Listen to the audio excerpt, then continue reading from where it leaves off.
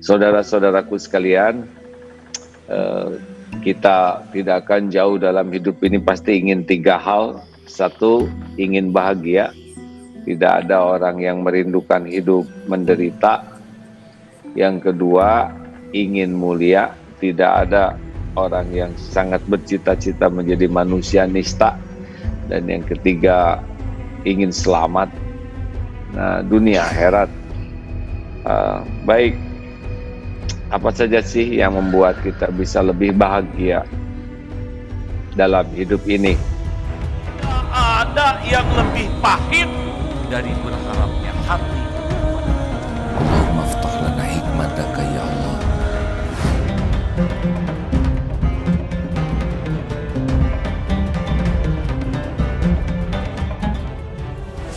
Bismillahirrahmanirrahim. Assalamualaikum warahmatullahi wabarakatuh.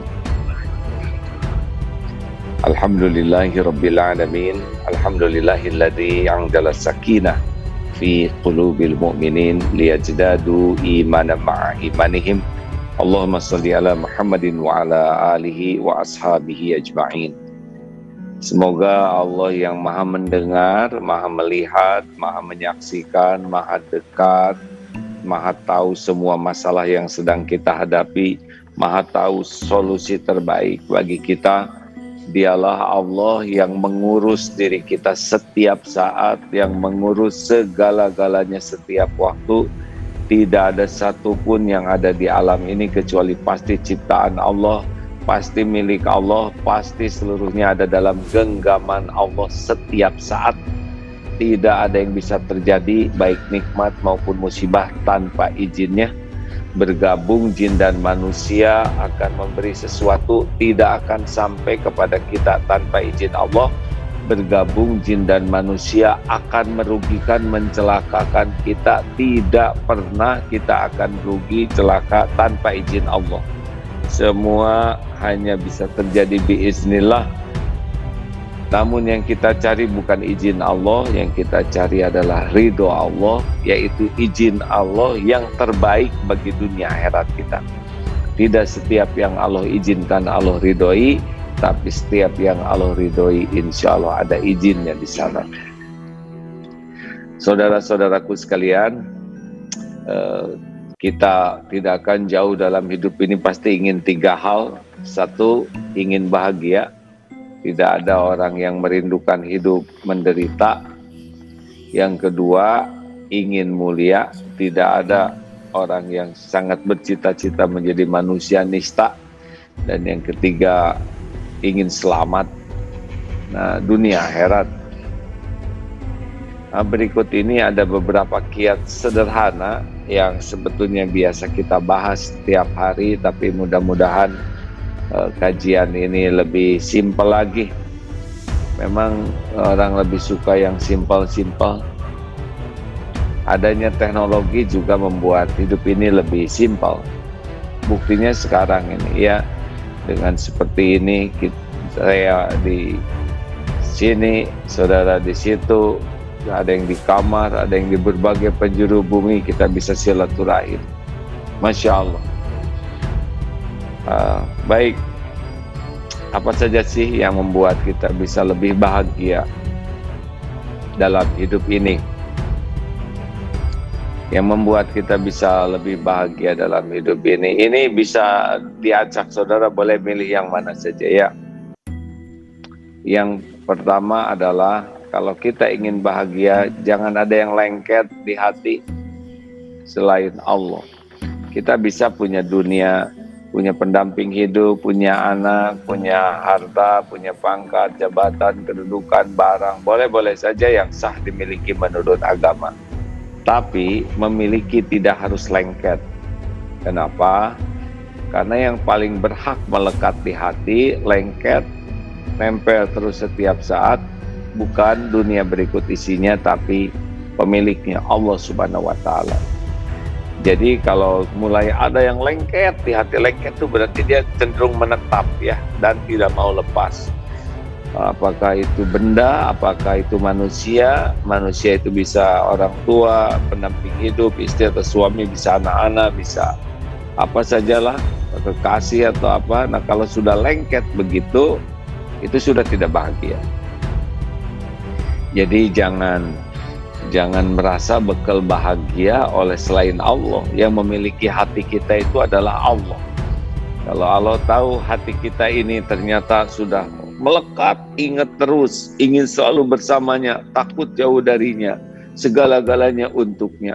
Lengket aja, nempel. Dia lebih banyak diingat daripada Allah, lebih banyak dibela daripada Allah, lebih banyak diperjuangkan daripada Allah. Itu awal tidak bahagia.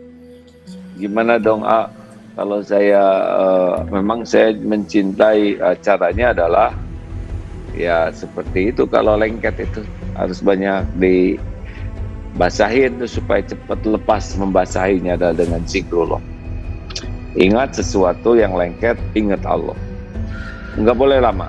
Ingat istri, ingat Allah. Ingat suami, ingat Allah. Ingat anak, ingat Allah. Ingat harta, ingat Allah. Ingat jabatan, ingat Allah. Ingat bisnis, ingat Allah. Pokoknya harus diolesin dengan zikrullah yang banyak. Nanti ada tapi tidak melekat. Nah, seperti ini headset ini ada tapi dipakai sewaktu saja. Kalau sudah selesai acara disimpan pada tempatnya. Jadi rekan-rekan sekalian, mari kita latih untuk kalau ingin bahagia, periksa sekarang siapa yang paling dominan kita ingat, yang paling dominan ada di pikiran dan hati kita, yang paling dominan kita sebut-sebut. Nah, kalau itu ternyata selain Allah, kita bermasalah. Kita tidak bahagia, pasti gelisah, pasti. Cek aja, cek saja. Tidak mungkin kita juga tidak ingat, karena memang faktanya kita di dunia. Tapi tiap ingat, segera ditutup dengan zikrullah. Ingat ini milik Allah. Ya, kalau ingat, cucu misalkan, cucu ciptaan Allah, milik Allah, dalam kekuasaan Allah. Setiap saat Allah yang mengurusnya, Allah yang lebih sayang. Nah, begitu udah lebih enak lagi. Seorang yang ditahan Israel di pejuang Palestina di penjara Israel seumur hidup, tidak ketemu anaknya. Tiap ingat anak waktu kecil, kalau ingat pasti jadi sedih kalau berlama-lama. Tapi segera, oh ini anak ciptaan Allah.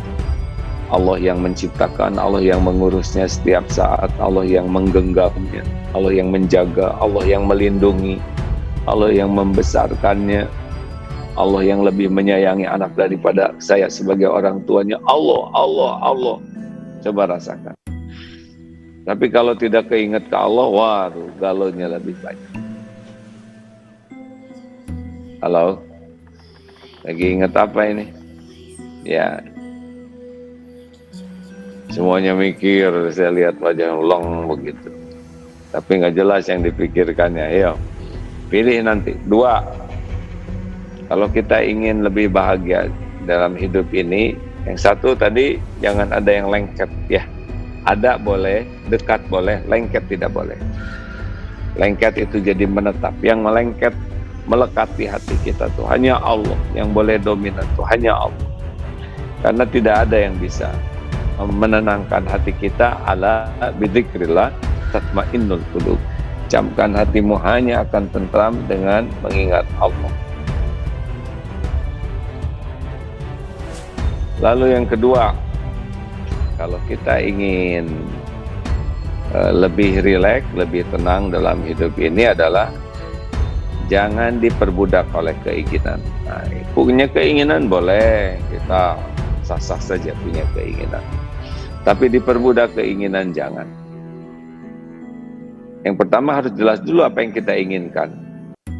Nah, kalau boleh memilih, pilihlah keinginan kita apa yang Allah sukai. Dah itu. Sebab kalau menginginkan yang Allah tidak suka, rugi. Karena kalau kita menyukai, menginginkan apa yang Allah sukai, itu udah pasti untung buat kita. Dan tidak semua keinginan kita yang Allah sukai. Ingin sepatu, coba kita kalau ingin sepatu lebih ke mereknya. ke modelnya, harganya kadang. Tapi sepatu ini jadi ujub tidak nih? Allah menciptakan sepatu supaya kaki kita terlindungi. Tapi kaki terlindungi, hati belum tentu terlindungi. Ada ujubnya, ada riaknya. Asli loh hadirin. Ada yang ke masjid itu selalu dekat dengan sepatunya karena takut hilang ya. Jadi sholatnya jarang masuk ke dalam masjid karena dia piket sepatu. Dulu zaman sepeda brongos itu saya tidak boleh nyebut merek ya. Suatu saat ke masjid pakai di sana, tapi lagi tersebar berita tuh banyak maling yang senang ke sepeda bagus itu mah sholat ya jadi nggak khusyuk, maunya satu saf dengan sepeda itu ya. Mau diajak ke masjid. Nah ternyata punya yang bagus itu tidak selalu identik kalau tidak bisa menjaga hati, bakal membuat hati kita tenang. Tapi kalau ada dan tidak lengket ya nggak apa-apa. Tapi kalau ada jadi kotor jangan. Punya mobil bagus sekali boleh tidak? Boleh. Tapi dengan adanya mobil itu kita jadi ujub tidak? Jadi riak tidak? Jadi lebih takut kegores tidak? Kadang-kadang keinginan kita tuh cocok menurut nafsu kita, tapi bisa merusak kebersihan hati kita. Makanya kalau punya keinginan, saya ingin ini, tak teruskan. Kira-kira Allah suka nggak nih dengan keinginan saya ini? Gitu. Nah, kalau kita udah lari ke Allah suka atau tidak, itu beda lagi hati kita. Jadi boleh punya keinginan, saya ingin ini, saya ingin itu, boleh. Tapi ada lanjutannya. Kira-kira Allah suka nggak yang saya inginkan ini? Karena nafsu itu menggampangkan. Hati-hati ya, kalau orang sudah diperbudak keinginan, segala urusan tuh gampang dalam mikir. Oh ini penting nih, saya harus punya ini nih, ini penting. Oh ini mudah nih, nyicilnya begini. Itu gampang. Kalau nafsu itu membuat akal kita kurang bisa berpikir jernih ya. Waduh ini perlu nih kita beli food processor. Karena waduh segala dipikir, karena dengan food processor ini dimakan lebih cepat, pasti pengen. Nyicilnya juga cuma 24 kali, jadi lebih murah. Beli itu barang, silakan. Paling masaknya seminggu, ya kan? Sesudah itu enaknya 24 bulan nyicil. Masukin kardus, simpan berapa banyak yang ketika kita ingin merasa sangat perlu diperjuangkan habis-habisan. Pengen ini browsing tiap waktu, tapi ketika sudah ada, ya sudah. Paling seminggu, 2 minggu, betul? Memang ingin itu nafsu, yang tepat itu perlu, ya. Jadi kalau kita membeli sesuatu karena ingin, nah itu siap-siap saja banyak kecewanya dan segera sirna karena sebentar lagi akan ada barang baru yang membuat kita juga jadi ingin. Makanya cara mengatasi keinginan adalah kalau ingin sesuatu langsung Allah suka nggak nih yang saya inginkan. Ada lagi tambahannya, perlu tidak saya dengan barang ini. Itu kalau ke toko mau ini ingin di rumah enggak kepake. Saya sudah juga sering begitu ya. Ke toko ini oh ini berarti ini baru juga sampai rumah udah lupa yang dibelinya, ya nggak tahu. Ini yang dibeli dulu. Dan hisabnya tetap. Berbahagialah bagi yang tidak diperbudak oleh keinginan. 3. Kalau kita ingin hidup lebih bahagia, jadilah orang yang qanaah, simpel hidupnya. Ya, tidak jadi mbak ribet atau mas ribet. Lebih simpel-simpel sajalah hadirin.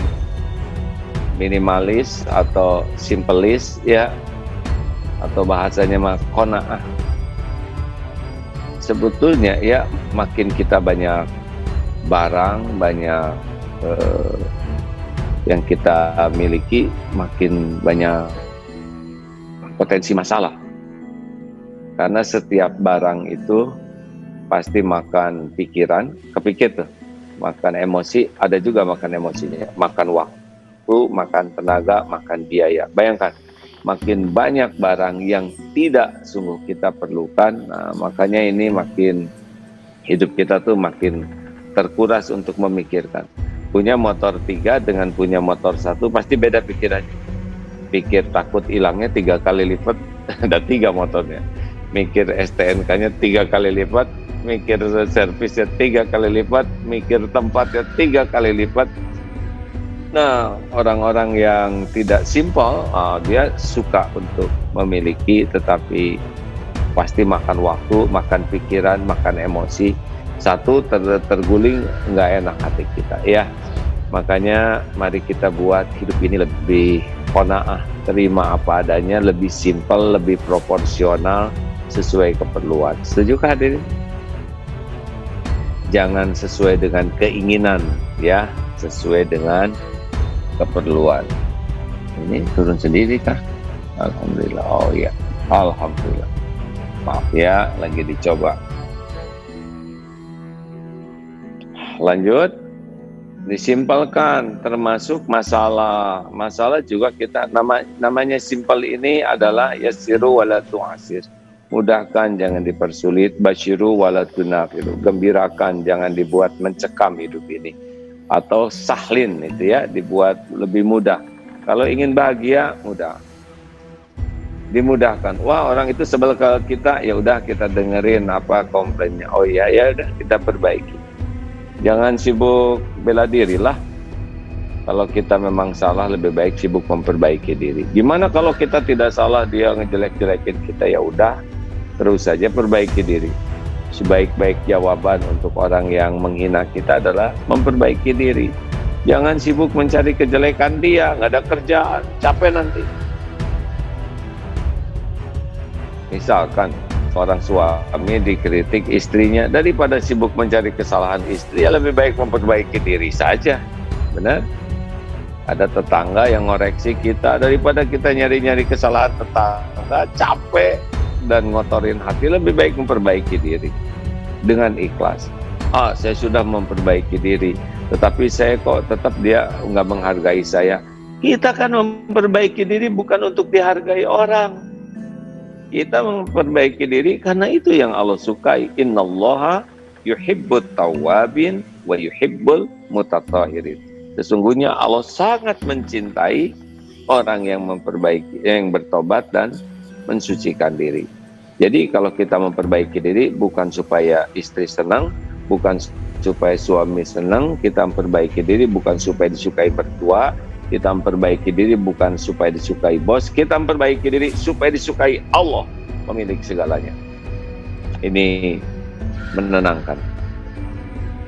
Tambah, jadi kalau kita ingin bahagia, jangan berharap kepada makhluk, jangan bergantung dan berharap ke makhluk.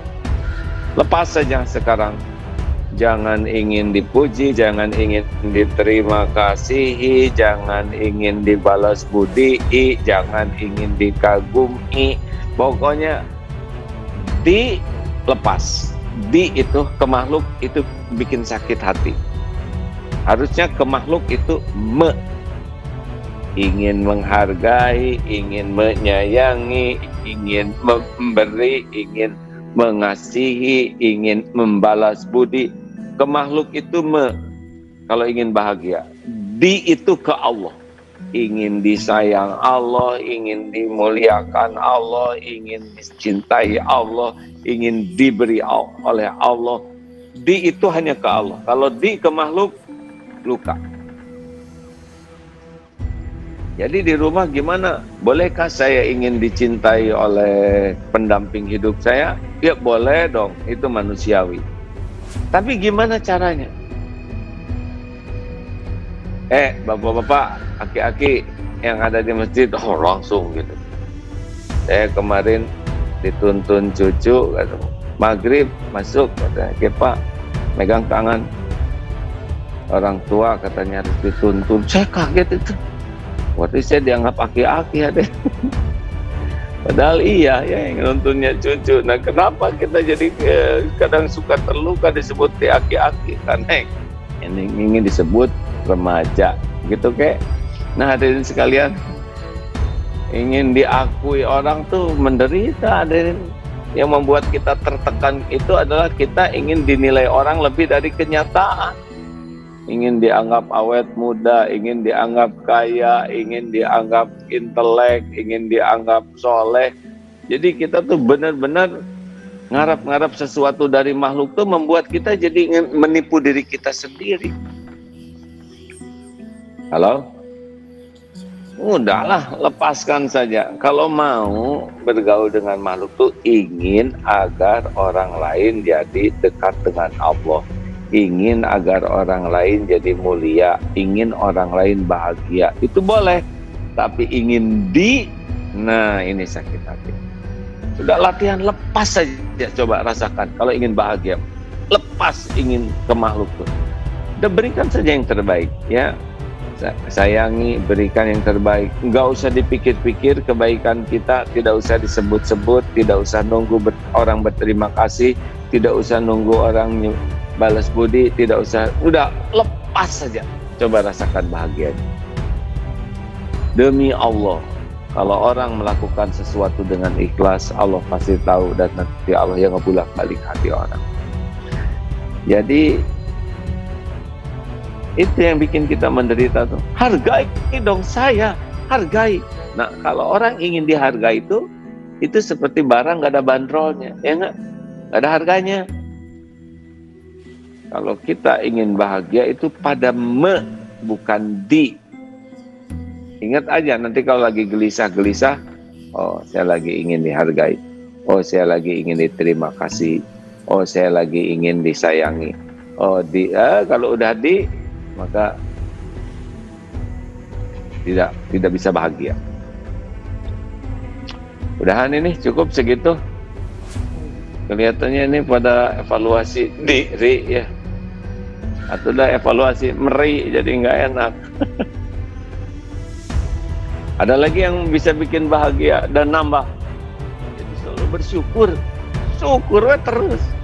Syukur nggak ada berhentinya syukur. Bangun tidur, alhamdulillahilladzi ahyana ba'dama amatana wa ilaihi. Padahal ini sakit, hidup yang disyukurin. Ya, alhamdulillah. Alhamdulillah ya Allah, mendengar suara, telinga saya masih normal. Bau jengkol, alhamdulillah hidung masih normal. Masya Allah, alhamdulillah leher masih bisa bergerak, masih bisa duduk. Bayangkan ada yang tidak bisa tuh. Tidak bisa buka matanya, tidak bisa bangun dari tempat tidurnya, tidak bisa ke toilet, ada yang pakai pampers, ada yang pakai kateter, ya. Kita bisa, kenapa kita nggak bersyukur kan? Kenapa harus mengeluh? Aduh leher saya kaku, ini pinggang, aduh ini bekas ini. Alah ini, ya udah diijabah, udah langsung cabutlah malaikat maut lah. Rewel terus, dikasih hidup bukan disyukuri, dikasih lihat bukan disyukuri. Wah, langsung mikir nih. Alhamdulillah, alhamdulillah ala kulli hal. Alhamdulillah. Nah, hebatnya alhamdulillah itu membuat karunia Allah itu bisa ternikmati. Jadi ini nikmat ya. Tapi kan nikmat ini belum ternikmati kecuali dengan syukur. Dan hebatnya nih, jadi rumah kita tuh nggak kurang gede tuh. Yang ada tuh kurang syukur. Asli nih Pak. Jadi apapun yang Allah berikan itu tidak ternikmati dengan baik kecuali kalau kita tahu syukur. Lalu hebatnya syukur, yang belum ada ketarik. Jadi kalau syukur tuh yang ada ternikmati, yang belum ada la in syakartum la azidannakum. Narik. Jadi daripada hebatnya mikir gimana supaya saya dapat ini, coba mendingkannya syukurin. Allah tahu kalau kita bersyukur dan Allah janji bakal ditambah. Gak usah rewel hadirin. Asli nih. Sok punya rumah bagusin, pasti kurang. Kurang apa? Kurang syukur yang bikin gak enak. Syukur yang bikin enak, syukur. Dan syukur itu selain membuat yang ada ternikmati, yang belum ada ketarik. Datang sendiri nanti. Nggak usah pakai banyak strategi, karena udah janji Allah dan janji Allah itu pasti.